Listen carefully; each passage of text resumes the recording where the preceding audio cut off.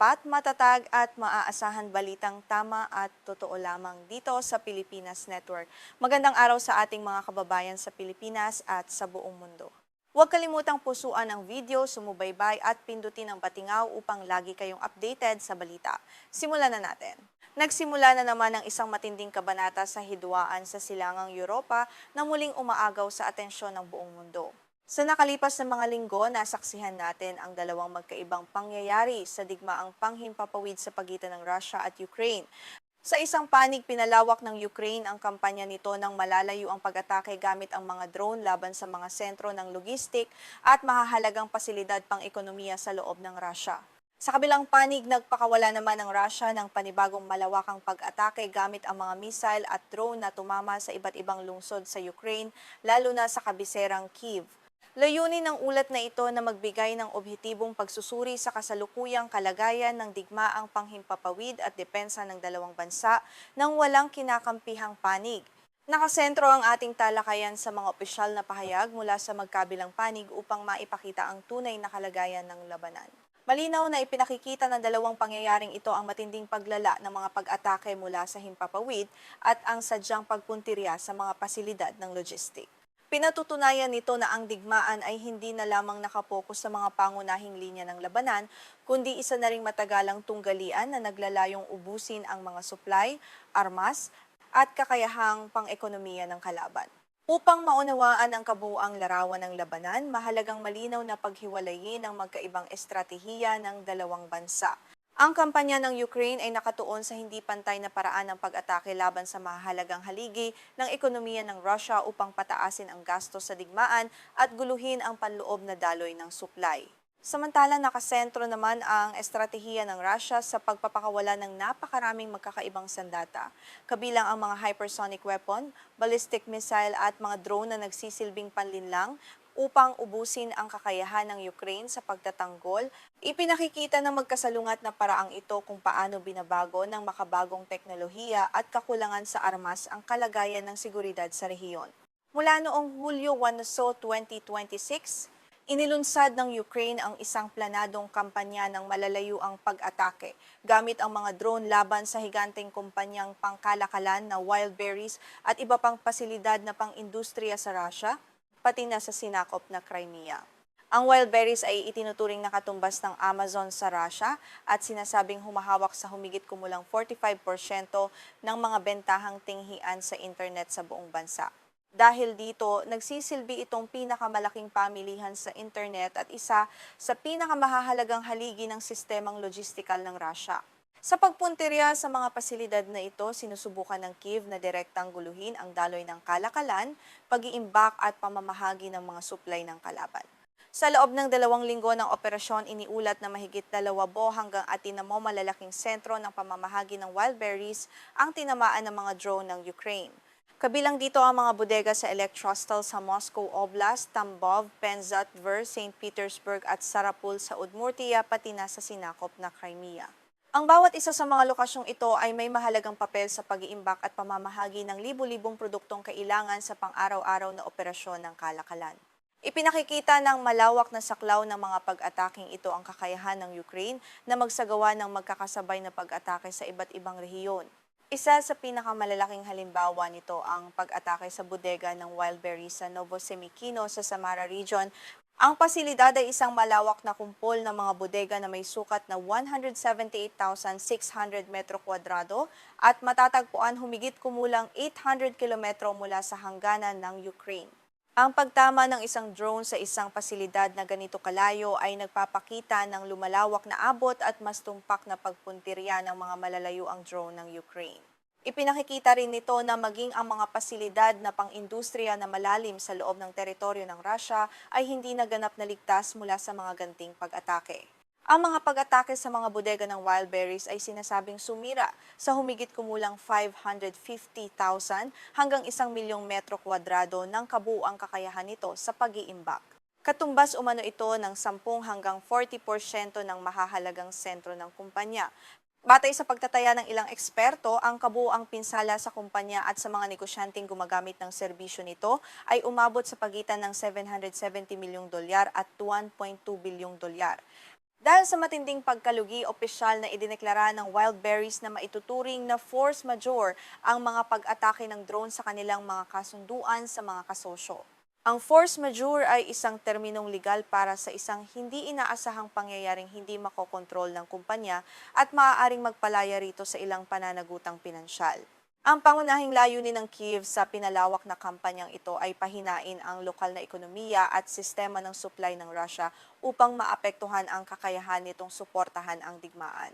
Bukod sa epekto sa ekonomiya, iginiit ng mga awtoridad sa Ukraine na ang Wildberries ay hindi lamang isang karaniwang pamilihan para sa mga sibilyan. Ayon sa kanila, ginagamit din umano ang plataporma sa pagbebenta at pamamahagi ng mga kagamitang maaaring gamitin kapwa ng sibilyan at militar. Kabilang dito ang mga piyesa ng karaniwang drone, kagamitan sa nabigasyon, pananggalang sa katawan, at mga helmet na maaaring gamitin ng militar ng Russia. Sa pag-atake sa mga sentrong ito, sinusubukan ng Ukraine na putulin ang bahagi ng daloy ng supply ng kalaban. Gayunman, mahalagang bigyang diin na kailangan pa ng karagdagang malayang pagpapatunay at datos upang matukoy ang eksaktong pangkalahatang epekto ng mga pag-ataking ito sa ekonomiya ng Russia. Kailangan ding suriin kung anong bahagi ng mga nasirang bodega ang tunay na nag-iimbak ng kagamitang militar at kung gaano karami ang nakalaan lamang sa mga karaniwang produkto para sa mga mamamayan. Mahalaga ang ganitong pag-iingat upang mapanatiling objektibo ang pag-uulat at maiwasang ituring na katotohanan ang mga pahayag na hindi paganap na napatutunayan. Ang malinaw lamang sa ngayon ay nagkaroon ang mga pag-atake ng malaking epekto sa sistema ng pamamahagi at kalakalang pang-internet ng Russia. Bukod sa Wildberries, pinalawak din ng Ukraine ang kampanya ng mga drone laban sa iba pang mahalagang pasilidad sa enerhiya at militar sa loob ng Russia. Sa Saratov region, pinunteriya ng mga drone ang Saratov Oil Refinery na may kakayahang magproseso ng 7 milyong tonelada ng langis bawat taon, pati ang Engel Strategic Air Base. Ayon sa opisyal na pahayag ni Gobernador Roman Busargin, 2 tao ang nasawi nang tumama ang isang drone sa isang gusaling tirahan sa lungsod ng Saratov. Ipinakikita ng pangyayaring ito ang direktang epekto ng digmaang panghimpapawid sa mga pamayanan at pasilidad na ginagamit ng mga sibilyan. Sa Udmurt Republic, nag-ulat din ng mga lokal na otoridad ng mga nasawi, nasugatan at pinsala mula sa mga pag-atake ng drone. Ayon sa pahayag ni pansamantalang Gobernador Olga Abramova, 3 tao ang nasawi at 2 ang nasugatan matapos tamaan ng drone ang isang sasakyan sa lungsod ng Sarapul. Ipinakikita ng mga pangyayaring ito ang tumataas na bilang ng mga naaapektuhan sa mga lugar na malayo sa pangunahing sona ng labanan. Nakarating din ang mga drone ng Ukraine sa rehiyon ng Bashkortostan, partikular sa lungsod ng Ufa, na matatagpuan humigit kumulang 1,600 kilometro mula sa hangganan ng Ukraine. Pinuntirya umano ng mga drone ng Security Service of Ukraine o SBU ang 3 pangunahing refinery ng Bashneft, kabilang ang Ufimsky, Novoil at Ufaneftechim. Ayon kay Gobernador Radi Kabirov, matagumpay na pinabagsak ng depensang panghimpapawid ang mga drone. Gayunman, nagdulot ng sunog sa sonang pang-industriya ang mga nagbagsakang bahagi ng mga ito. Wala namang iniulat na nasawi o nasugatan. Kaugnay ng mga pag-ataking ito, naglabas ng opisyal na pahayag ang Ministry of Defense ng Russia hinggil sa kanilang operasyong pandepensa. Ayon sa militar ng Russia, pinabagsak ng kanilang mga sistema ng depensang panghimpapawid ang 635 drone ng Ukraine sa magdamag sa iba't ibang lugar, kabilang ang Crimea, Black Sea at Azov Sea. Layunin ng pahayag na ipakita ang kahandaan ng sistemang pandepensa ng Russia laban sa malawakang pag-atake ng Ukraine. Gayunman, kailangang linawin na ang bilang na 635 drone ay nagmula lamang sa opisyal na pahayag ng Ministry of Defense ng Russia at hindi pa dapat ituring na isang katotohanang malayang napagtibay. Hindi nagbigay ang militar ng Russia ng pampublikong datos kung ilan sa kabuuang drone ang inilunsad ng Ukraine, kung ilan ang nakalusot sa depensa at kung ilan ang tuluyang tumama sa mga target. Dahil walang malayang pagpapatunay, ang bilang na ito ay dapat ituring bilang opisyal na pahayag lamang ng isang panig. Sa parehong gabi, nagpakawala rin ang militar ng Russia ng 130 free drone laban sa iba't ibang target sa loob ng Ukraine. Batay sa ulat ng hukbong panghimpapawid ng Ukraine, 24 na sa mga drone ang nakatama sa kanilang mga target, samantalang ang karamihan ay matagumpay umanong pinabagsak ng depensa. Bukod dito, nagsagawa rin ang Russia ng magkakahiwalay na pambobomba sa mga rehiyon ng Zaporizhia at Kharkiv. Nagdulot ang mga ito ng malaking pinsala at ikinasawi ng 2 tao, Ipinakikita ng palitang ito na ang dalawang bansa ay patuloy na nagsasagawa ng mga nakamamatay na pag-atake mula sa himpapawid sa kabila ng kani-kanilang mga sistemang pandepensa. Habang nagpapatuloy ang kampanya ng Ukraine gamit ang mga drone, nahaharap naman ang bansa sa isang matinding krisis sa sarili nitong depensang panghimpapawid. Noong madaling araw ng Agosto 1, 2026, inilunsad ng Russia ang isa sa pinakamalalaking pinagsamang pambobomba mula sa himpapawid laban sa 5 lalawigan ng Ukraine. Kabilang sa mga tinamaan ang Kyiv, Dnipropetrovsk, Sumy, Kharkiv at Poltava. Ang kabiserang Kyiv ang naging pangunahing puntirya. Nagdulot ang pag-atake ng malawakang takot at pinsala sa mga gusaling tirahan at iba pang pasilidad na ginagamit ng mga sibilyan. Batay sa opisyal na ulat ng hukbong panghimpapawid ng Ukraine, nagpakawala ang Russia ng kabuuang 220 sandatang panghimpapawid sa loob lamang ng isang gabi. Binubuo ang mga ito ng 35 missile mula sa iba't ibang uri at 185 drone na pansalakay at panlinlang. Ang sabay-sabay na paggamit ng ganitong karaming sandata ay malinaw na estratehiyang naglalayong guluhin at punuin ang kakayahan ng mga radar at sistema ng depensang panghimpapawid ng Ukraine. Detalyadong inisa-isa ng hukbong panghimpapawid ng Ukraine ang mga uri ng makabagong sandatang ginamit ng Russia sa pambobomba noong Agosto 1, 2026. Kabilang dito ang 4 na 3M22 Zircon hypersonic missile na sinasabing lumilipad sa bilis na Mach 8 hanggang Mach 9, pati ang mga P-800 Onyx na supersonic na missile laban sa mga barko. Gumamit din ang Russia ng 27 Iskander-M ballistic missile at mga binagong S-400 missile na orihinal na ginagamit sa depensang panghimpapawid, ngunit maaari ring ipaputok laban sa mga target sa lupa. Bukod dito, nagpakawala rin ng Russia ng 4 na KH-31 missile na idinisenyo laban sa mga radar, pati mga KH-59 at KH-69 cruise missile upang sirain ang mga himpilan ng radar ng Ukraine. Kasabay nito, nagpalipad ang Russia ng 185 drone, kabilang ang Shahed 136, Shahed 131, Gerbera, Italmas at Banderol. Kasama rin dito ang mga parodiya drone na walang pampasabog at ginagamit lamang bilang panlinlang upang akitin ang atensyon at bala ng depensa. Ang paghahalo ng mga tunay na missile at drone na panlinlang ay isang planadong estratehiya upang lituhin ang mga tagapagpatakbo ng sistemang pandepensa. Ang pangunahing layunin ng Russia sa paggamit ng ganitong uri at dami ng makabagong sandata ay wasakin ang pananggalang na panghimpapawid ng Ukraine sa pamamagitan ng sabay-sabay at napakaraming pag-atake. Sa pagpuno sa himpapawid ng daan-daang target, pilit na pinauubos ng Russia ang mamahaling mga missile na ginagamit ng Ukraine sa pagharang kahit laban lamang sa murang drone na panlinlang. Kapag naubos o nabawasan ng husto ang mga bala ng depensa, mas madali nang makalulusot ang tunay na ballistic at hypersonic missile patungo sa kanilang mga target. Kasunod ng nakamamatay na pambobomba sa Kiev na ikinasawi ng hindi bababa sa 9 na tao at ikinasugat ng mahigit 30 residente, naglabas ng direktang pahayag si Pangulong Volodymyr Zelensky ng Ukraine. Inihayag niya ang isang kritikal na katotohanan hinggil sa kalagayan ng kanilang depensang panghimpapawid. Ayon sa opisyal na datos ng hukbong panghimpapawid ng Ukraine, isa lamang sa 27 ballistic missile na inilunsad ng Russia noong gabing iyon ang matagumpay na napabagsak. Ang natitirang 26 missile ay tumama umano sa 21 magkakahiwalay na lokasyon sa buong bansa. Inihayag ni Pangulong Zelensky na may malinaw na dahilan kung bakit napakababa ng bilang ng mga missile na naharang ng kanilang depensa. Direktang sinabi niya na kulang na ang mga missile na ginagamit ng kanilang Patriot Air Defense System sa pagharang sa mga pag-atake. Ang Patriot ang pangunahing pananggalang ng Ukraine na may kakayahang humarang sa mga ballistic at ilang hypersonic missile. Kapag walang sapat na bala ang sistemang ito, nagiging higit na lantad sa mabilis na pag-atake ang mga pangunahing lungsod ng Ukraine.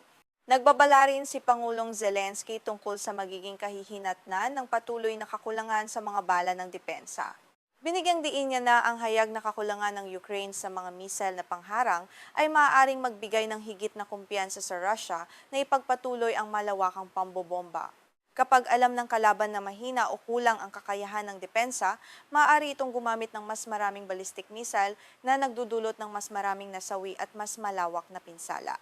Dahil dito, muling nanawagan si Pangulong Zelensky sa mga kanluraning kaalyado para sa mabilis at agarang pagpapadala ng karagdagang bala para sa Patriot Iginiit niya na ang mamahaling PAC-2 at PAC-3 missile na pangharang ay hindi dapat manatiling nakatambak lamang sa mga bodega ng mga kaalyadong bansa habang patuloy na binobomba ang mga lungsod ng Ukraine. Nanawagan siya para sa agarang pasyang pampolitika upang maipadala kaagad ang mga munisyon sa mga lugar na nangangailangan nito. Ayon sa kanya, ang bawat araw ng pagkaantala ay maaaring mga hulugan ng mas marami pang buhay na mawawala. Gayunman, mahalagang tandaan na kailangan pa ng karagdagang paghahambing at pagpapatunay sa tiyak na kabuuang bilang ng mga nasawi at nasugatan sa 5 apektadong lalawigan. Kailangan ding patuloy na subaybayan ang magiging opisyal na tugon ng mga kaalyadong bansa hinggil sa kung kailan at gaano karaming munisyon ang maipapadala sa Ukraine. Mahalaga ang tuloy-tuloy na pagsusuri sa mga ulat upang maunawaan ang nagbabagong kalagayang geopolitical sa rehiyon. Ang kasalukuyang kalagayan ng labanan ay nagpapakita ng isang malaking kabalintunaan sa kakayahang militar ng Ukraine. Sa isang panig na ipakikita ng Ukraine ang mataas na kakayahang magsagawa ng malalayuang pag-atake sa malalim na bahagi ng teritoryo ng kalaban gamit ang murang mga drone. Sa kabilang panig, lumalala naman ang kahinaan ng bansa sa pagtatanggol laban sa mga ballistic missile. Ang malaking agwat sa pagitan ng kakayahan nitong umatake at kakayahan nitong magtanggol ay nagpapakita ng kakaibang balanse ng digmaan sa kasalukuyang panahon.